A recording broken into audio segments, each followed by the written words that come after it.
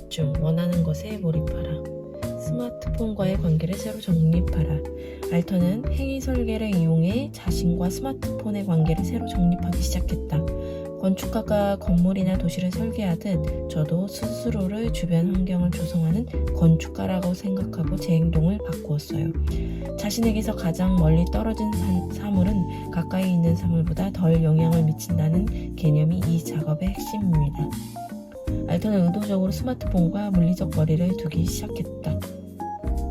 스마트폰은 당신의 생각만큼 필요하지 않다. 스마트폰 중독은 우리가 생각하는 것보다 더 많은 사람이 겪고 있다.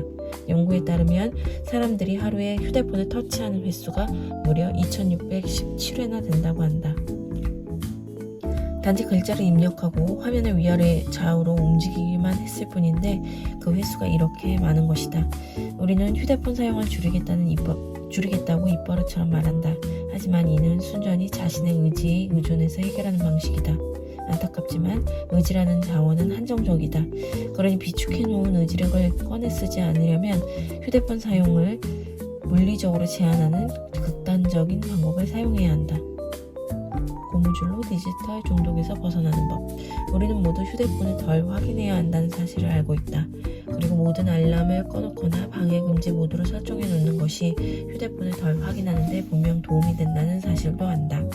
하지만 머리로 아는 것과 달리 몸은 여전히 휴대폰을 향해 있다.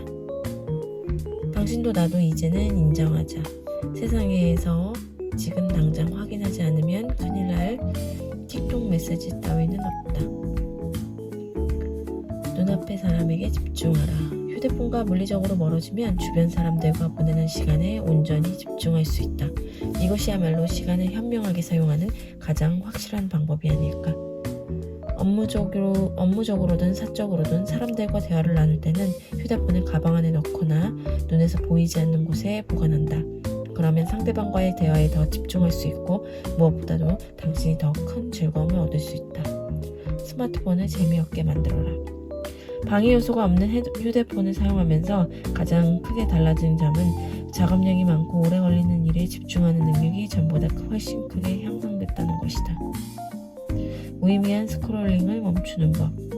SNS에는 마지막 메시지가 없어서 끊임없이 새로운 콘텐츠를 보여주는 SNS에서 벗어나기란 너무나도 어렵다. 하지만 SNS라는 블랙홀에 빠지지 않는 한 가지 방법이 있다. 바로 정지 신호를 이용하는 것이다. 정지 신호가 사라진 SNS의 블랙홀에 빠지지 않는 간단한 방법이 다름 아닌 내가 직접 정지 신호를 만드는 것이다. 예를 들면 구체적인 시간을 정해놓고 그 시간을 휴대폰 사용을 중단하는 신호로 활용하는 것이다. 휴가 중 이메일 확인을 멈추는 법. 스쿠다 모어는 일할 때는 일에만 100% 집중하고 휴가 때는 쉬는 일에 100% 몰입하는 것을 선호한다.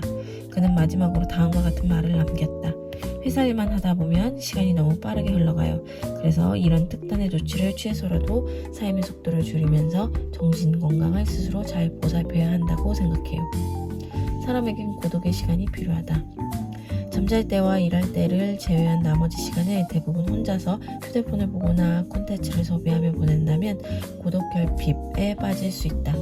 고독 결핍이란 혼자 생각하는 시간을 전혀 보내지 않는 상태를 말한다. 창의적인 생각이 머릿속에서 마구 떠올랐고 아무것도 하지 않은 채 혼자 보내는 시간에는 새로운 아이디어와 통찰력이 폭발적으로 생겨났다. 마치 뇌가 새로운 생각을 고민하고 창조할 여유 공간이 생겼다며 신나게 활동하는 것 같았다. 몰입할 수 있는 환경을 만드는 법. 업무 공간을 정해놓으면 정서적, 물리적 환경이 비슷할 때 뇌가 정보를 더 잘 기억해내는 상태 의존적 회상이 잘 일어난다. 매번 같은 시간에 같은 장소에서 일하면서 같은 청각, 후각 정보를 접하면 내가 이 정보를 업무와 연관짓기 때문에 이 일에 빠르게 몰입할 수 있게 된다. 기기를 나눠 업무 집중도를 높이는 법. 완벽주의에서 벗어나는 법. 완벽주의 때문에 시작도 못하고 있다면 일단 아주 평범한 수준의 첫 번째 초고부터 완성해보자. 자기 검열에서 벗어나 일단 써보는 것이다. 완성한 초고를 종이에 출력한다. 출력한 초고를 컴퓨터에 다시 옮겨 적는다. 그 과정에서 자연스럽게 자기 검열 없이 초고를 수정하는 자신을 발견할 수 있을 것이다. 업무 정체기를 뛰어넘는 매뉴얼을 만들어라. 고공분투 타이머를 사용해야 하는 이유. 불편한 감정을 잘 다루면 생산성이 올라간다. 어떤 일에 몰입해서 하는 도중 내면에서 부정적인 감정이 느껴진다면 불편한 감정을 회피하고자 SNS를 확인하거나 딴짓을 하지 말고 잠시 멈춰서 감정에 이름을 붙여본다. 자신이 지금 어떤 기분인지 알아차렸다면 이를 글로 적어본다. 음악 한 곡으로 업무에 몰입하라. 연구에 따르면 한 곡을 반복해서 듣는 것이 유사 몰입 상태에 접어드는데 도움이 된다고 한다. 집중력이 필요한 일을 하는 동안 당신이 고른 곡을 반복해서 듣는다. 그러면 몇 차례 몰입 상태에 빠지는 경험을 하게 될 것이다. 색다른 방법으로 창의성을 높여라. 당신이 일을 미루는 진짜 이유. 자신이 어떤 일을 미루고 있다면 스스로를 게으르고 비생산적인 사람이라고 자책하지 말자. 당신도 그저 한 인간일 뿐이다. 캐나다 칼턴 대학교 심리학과 교수 마이클 울이 진행한 연구에 따르면 현재 일을 미루는 자신을 용서할 경우 미래에는 일을 덜 미루게 된다고 한다. 176일차 독서였습니다.